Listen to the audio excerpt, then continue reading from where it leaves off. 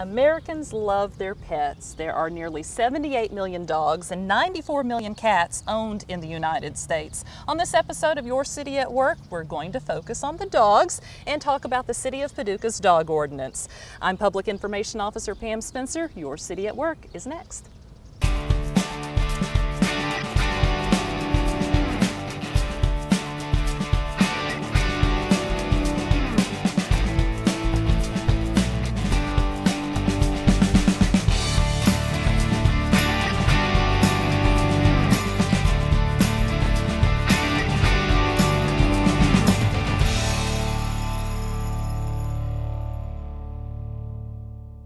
I'm here at the Texaco station in Lowertown, and if you've ever walked or driven through Lowertown, then you've probably seen Patience Renzulli out walking her beautiful whippets. And Patience Renzulli is here with me today to talk about the dog ordinance, which she was part of the committee that helped draft the current version of Paducah's dog ordinance.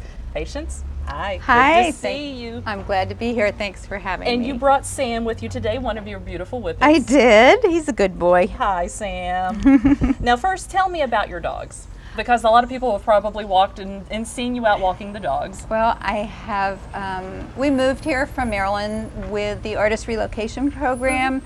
In Maryland, we had a farm, and I had 8 whippets and a lab. So the whippets came with us to Lowertown when we moved. The lab unfortunately had died of old age before we came here. So you have, how many do you walk at once? I do no more than Sam had a cough. That's okay, Sam. I do no more than 3 at a time because there's squirrels and cats and other exciting things, and trucks on 4th Street. So. Well, kind of steering away from the dogs, you are part of the Lowertown Artist Relocation Program. Tell us about that, because you're one of the first artists, you and your husband We here. were the first out-of-town artists to sign on. We were actually looking for a place to retire in the Shenandoah Valley with a mountain view and 50 acres. Ah. But Bill saw an ad about the Artist Relocation Program in one of the artist magazines. And we said, oh, let's go and see just for fun. And from the minute we drove onto Broadway, we absolutely fell in love with this town. And that was 8 years ago, and we're glad we're here.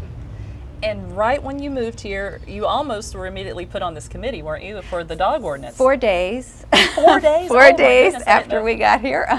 Now, did you volunteer to be a part of the committee, or somebody asked you? Actually, the mayor asked me. We had checked very carefully before moving here that there was not a limit to the number of dogs that you could have within city lines. That was very important to me. And there was not when we signed on, and then there had been an emergency ordinance passed 2 weeks before we moved here.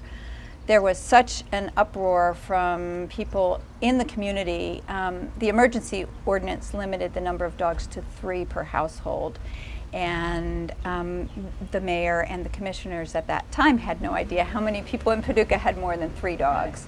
So they needed to draft a workable ordinance, and because I was new to the area and had a lot of dogs, they asked me to serve.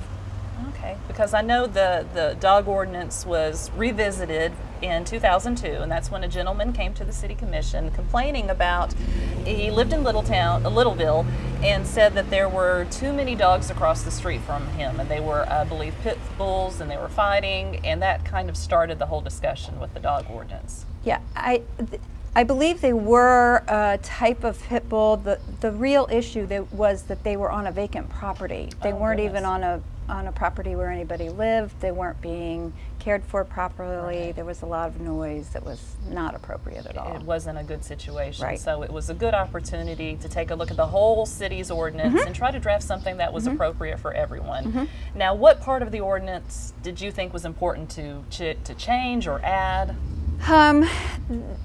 It was a great opportunity. It was a wonderful opportunity to really revisit modern dog ownership in a great town like Paducah.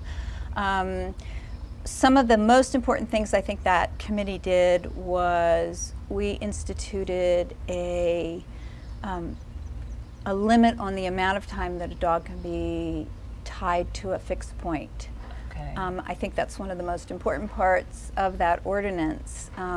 We certainly didn't want to cause hardships for people who had dogs, loved their dogs, couldn't afford fencing, and we didn't want abandonment of dogs because people worked. So the ordinance stated that a dog cannot be tied to a fixed point for more than 8 hours in any day. It's a well-known fact in the dog community, in behavioral sciences, that dogs that are tied to a fixed point, a tire, a tree, a cinder block, basically suffer from sensory deprivation syndrome and go crazy, for lack of a better term. However, if you can at least give them a pulley situation where they can run between points. We also make sure that the ordinance said that dogs have to have adequate food, fresh water, shelter. That there was already a very good nuisance ordinance in place. We didn't change that. We did add that you need to pick up after your dogs. And we're going to do some demonstrations coming up in a few minutes and say it's easy. okay to pick up after your dog. It's in style. It is in style. And it's part of the ordinance. You're supposed to do it. And there is a fine, even up to $1,000, that can be imposed if you don't pick up after your dogs. And it's polite. It is. You would not go to your neighbor's house, use their bathroom, and not flush. You wouldn't do it. And you shouldn't let your dog do that on somebody else's property. Well, we're going to do some of those, a very tasteful demonstration coming up in a few minutes. We'll get rid of the ick factor. Yeah, we'll use a stand-in for a poo. So we'll do some demonstrations. But back to a serious part of the dog ordinance is a section of it that defines dangerous dogs. And it does not mention breed at all. No, people who don't know dogs well think that certain characteristics can be assigned to certain breeds. And that is dangerous. That's a dangerous way to think. A cute little Sheltie can sink his teeth into if he's not properly socialized. And yet, some of the dogs that have the worst reputations, the Rottweilers, the Pit Bulls, Doberman Pinschers, are actually some of the best therapy dogs. They go visit kids in cancer wards. They go visit people in nursing homes. They are part of a nationwide read program helping children learn to read. It's how the dog is raised and socialized. It is not what breed of dog.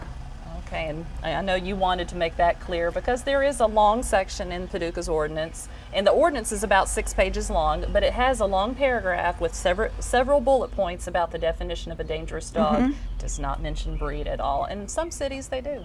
And that's a shame. And actually there are that's called breed-specific legislation, and there's a huge worldwide movement to stop that, because it's a very dangerous type of legislation, because if you outlaw certain dogs, you think you're safe. It has nothing to do with the breed of dog. It's how the owner takes care of the dog and the responsibility of the owner. And Paducah doesn't even limit a person from having a dangerous dog, what could be considered a dangerous dog. We just want the dog to be properly enclosed, contained. Right. And so it does have in the ordinance an outline of what type of enclosure would be proper to house that dog so that it would keep the public safe. Was there anything else about the ordinance that you can think of that was so important when it was drafted? And I think it was approved in 2003, and it's stayed the same for the past few years. I think it does a really good job of addressing a good city like Paducah that's full of citizens that not only love their dogs but depend on them, and can ensure that the animals are being taken care of, as well as that the people's rights are protected. Well, it's all about the people's rights and the animals' rights. Well, Patience is going to join us in just a few minutes with some demonstrations about muzzles. That is a part of the ordinance, and we're going to talk about that. and a little demonstration about how to pick up properly after your pet. But first, we're going to interview Commissioner Gayle Kaler. She was also a part of that committee that helped draft the dog ordinance.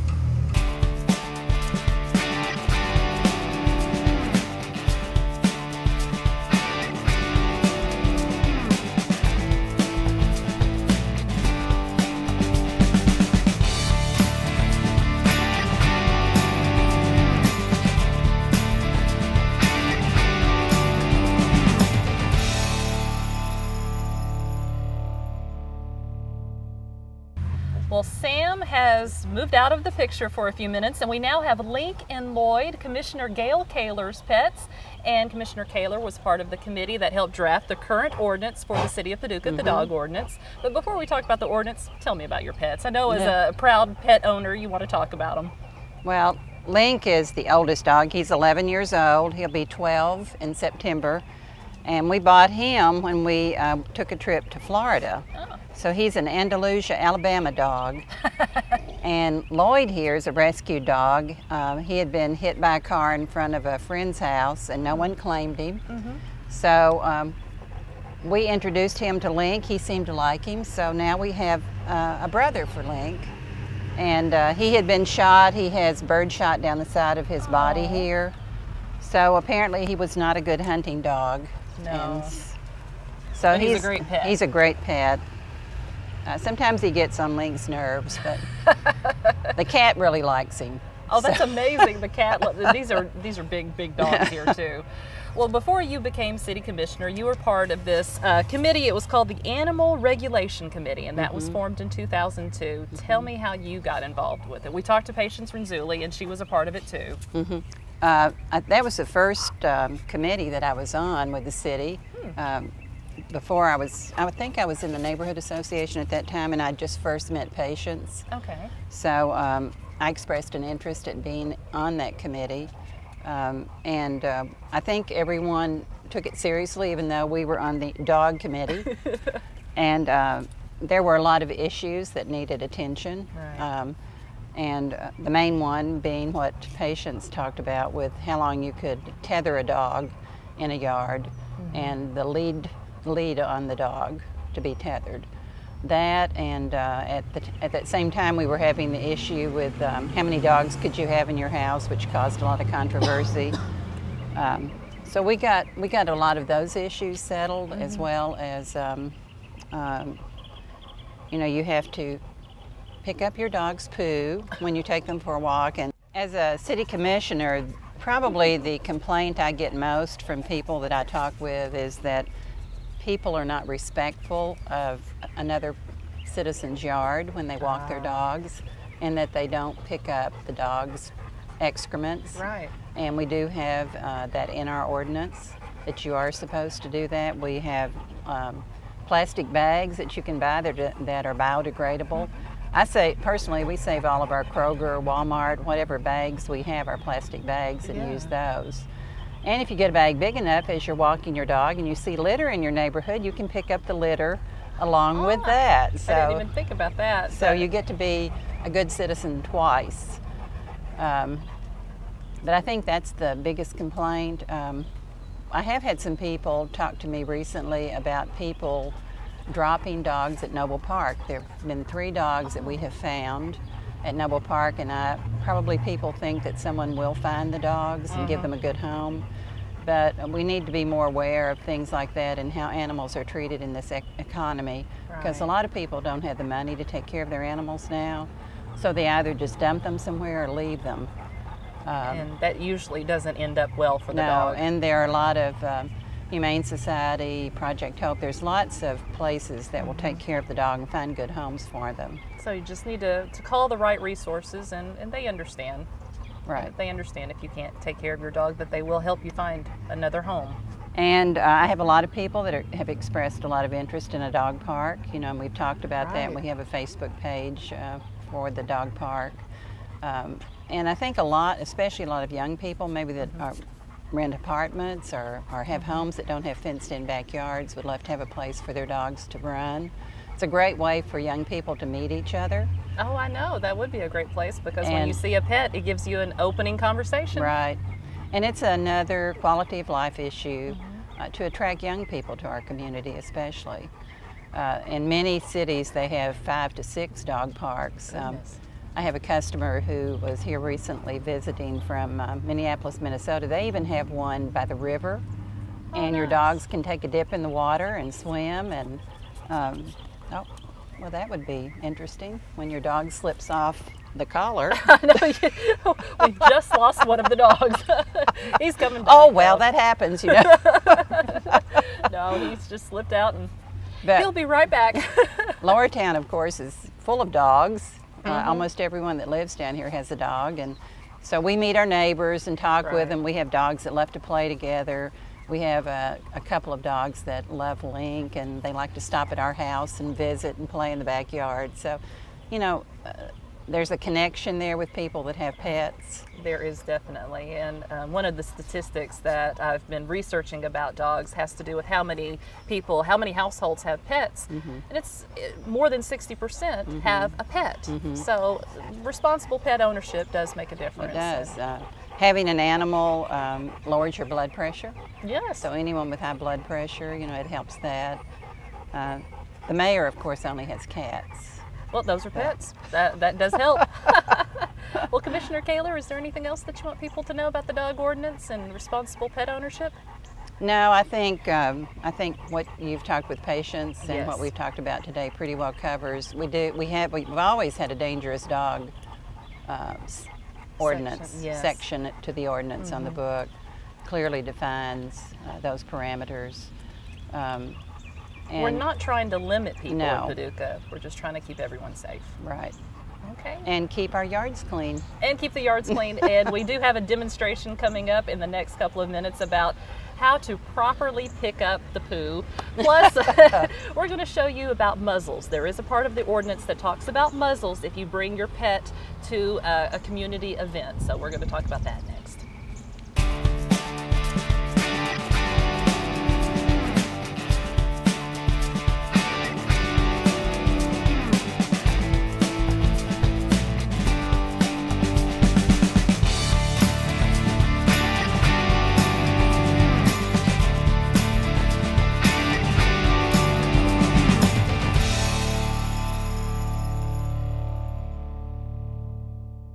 One part of the city's dog ordinance involves bringing your pet to a parade, a festival, or a community event. We welcome your pet at these events, but there are 3 restrictions to make sure you, your family, and everyone else are safe. And the 3 restrictions are: the dog must be licensed in either McCracken County or another county or state. It must be restrained by a leash no longer than 3 feet in length. And the last restriction, it must have a muzzle. That's when you bring your pet to a community event. Now, Patience Renzulli has returned, and she's going to show us the proper type of muzzle and how to get a dog used to a muzzle. And you've got Sam back again. I do. Now, there are different types of muzzles. And this is probably the most important thing I'll say today. If you're first of all, before you bring your dog to a city event, think if that is something that's going to be fun for your dog. The sidewalks are about 20 to 30 degrees higher than hotter than the air where we are up here. Oh gosh, I didn't even think about that. So your dog is going to boil, first of all. Second of all they're seeing is crowds and crowds and crowds of feet. Just knees and feet. Right, and that can be really intimidating. But if this is a dog that wants to come to a city-sponsored event and you want to bring it, the ordinance says the dog has to be muzzled. You need a muzzle where the dog can pant. There are cloth muzzles that go around a dog's nose, clamping it shut, which are designed for a short procedure by a vet or a groomer. Dogs can't pant in those. So they can't cool off. They can't cool off, and that's the only way a dog can cool off. So you want what's called a basket muzzle. Okay. And we'll lean down and we'll show you what a basket muzzle looks like. This is one that's appropriate for Sam. I brought, this is an extra large, and they come in 2X and 3X. Oh, for the bigger dogs. And they come in weeny too. Sam wants to visit with you.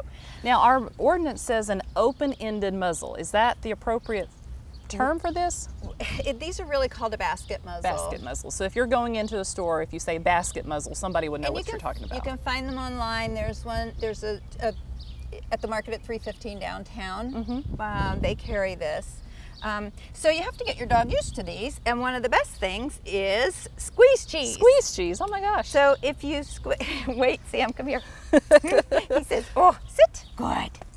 So squeeze a little cheese on the inside of that basket muzzle. Make a nice mess. Yeah. He's like, oh yeah, I've got a treat coming. And then slide it on your dog's head, and now the muzzle is a really good thing. Okay. Okay. And you could see that he's able to lick, Yum, he could yum, pant. And I've made a nice mess. So you can imagine if somebody was holding your face shut, you would be nervous. The same thing with a dog. He's trying to get all the good stuff. Yeah. Here, sweetie. He's adorable. That's good. That's good. It needs to be, here, you get the stuff on the outside. It needs to fit so that the dog can open his mouth to pant, but still can't pull it off. the public. So you can see he can't bite. He can't bite with this. He can get plenty of air. He's trying to lick it all. He's still trying to get all that cheese. He's trying to get the cheese. Here, sweetie, there it is. And if you practice a couple of times at home with the cheese, so that they think it's a wonderful thing, you're not going to have a dog that's freaking out because it's got something on her face. Yes, it'll be something that they think is a treat. It's no problem. Right. It's not hurting the dog in any way. Not at all. Okay. Not at all. And they are, I know my dog has a long skinny nose, but they're made to fit all breeds of dogs. Okay, you just have to get the right size. Yep, get the right size and let the dog get used to it. There, do you see you've gotten it all? And he likes the muzzle. He loves, He's fine with it. He loves the muzzle. He's like, life is good in my muzzle. But this is only if you're taking your dog to a community event, a parade. That's sponsored by this city, right. Now he's like, oh, need a nap after that one. Exempt from the muzzle are federally licensed service dogs. Okay, they don't have to have. Right, if you have a hearing dog, a seeing-eye dog, what we're starting to see more and more of now are service dogs that help veteran with PTSD. Okay. Those dogs are exempt, and they will have a federal license, and they do not have to be muzzled because they've passed every test known to dogdom. Okay, another part of our ordinance has to do with picking up after your dog. And that is something that a lot of people are scared to do, but it is part of the ordinance. We want people to do it, and it's good to do. And it's just appropriate in today's day and age. So you can be very stylish. Very stylish. You can be masculine. You can be quite feminine. These hook on your leash or on your belt loop, and bags come out. He's looking for the cheese. Oh no, he's like, whoa, more cheese. Here, bud. It's gone. It's gone. We'll move all this. Come here, Sam. I think I got a buddy. Yes, I think I have a friend. I have a friend. Here. Come here and heel. Good boy. Good boy. So rather than have actual poop, which is too high on the ick factor, we brought a squeaky duck. And that's just a pretend that's a dropping. That's your poop. That's poop. So you can use a poop bag. You can recycle your bread bags. Okay. You can also buy biodegradable poop bags. Okay. That are cornstarch based. Oh, that's neat. Pooch pickup. Pooch pickup. So it's real easy. You open your bag. Put your hand in your bag inside out so it's covering your arm like a sleeve. Okay. Envelop the poo. Pick it up. Turn your bag inside out. You've never touched it. It's completely contained. You can tie a knot if you want, and you put it in an appropriate receptacle.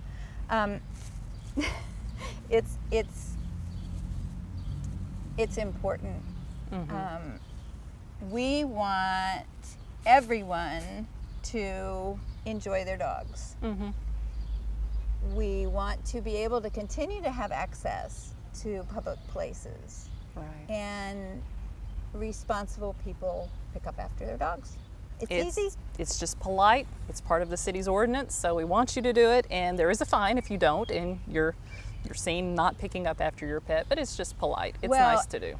And people know who's not picking up after their dogs. There's also a leash law. Right. You keep your dog on lead. That's very important. One, because you know where he's gone if he's on a lead. And two, dogs who are on leash recognize dogs who aren't leashed, and it's very threatening. Because they're very vulnerable, and their humans are very vulnerable. Yes. So, and you also wanted to mention tags. Tags. So, Sammy has 3 tags on. He has a current rabies tag. He has his dog license, and that has my phone number on it. He has a tag identifying where he lives with my phone number. He's also microchipped. Okay. All vets and all shelters virtually have the scanners. So if he gets lost, they run a scanner over him. Let's say he got lost and he got out of his collar somehow, so his tag was gone. He can be scanned. So that's another very important part of dog ownership. The most important thing is your tags, because people see a dog with a tag on and know that somebody loves them. Somebody loves them and somebody's missing them. Yep. And one thing that we haven't mentioned, you are the president of the Paducah Kennel Club. It's a great resource for people. It is. It's a wonderful resource. I'm continually surprised by how many people don't know we exist. Okay. It's been around since 1951, I believe it was started. We now have our own property out on Fisher Road.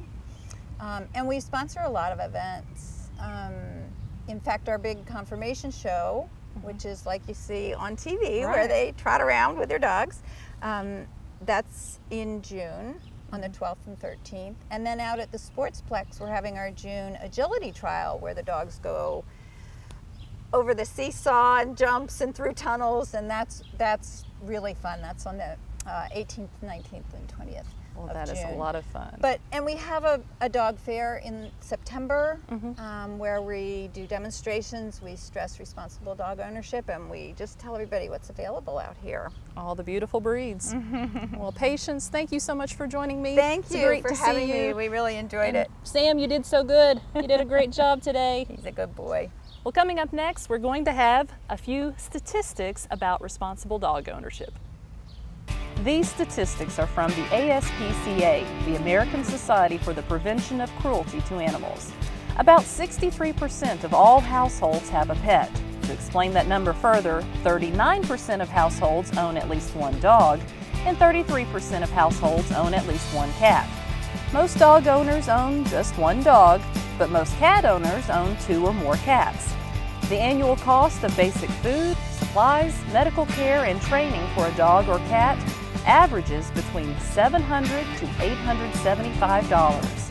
And one final reminder, to prevent the overpopulation of cats and dogs, please spay or neuter your pet. The cost of spaying or neutering a pet is often less than the cost of raising puppies or kittens for a year. And this message is being heard. About 75% of owned pets are spayed or neutered. For more information about the City of Paducah and its dog ordinance, please visit the city's website, paducahky.gov, click Ordinances at the top of the homepage, and search Dogs. The city's 6-page dog ordinance is the first thing that pops up. Thank you for watching Your City at Work. I'm Public Information Officer Pam Spencer.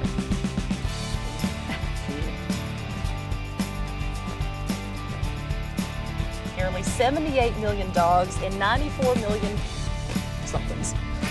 Cats, birds, fish.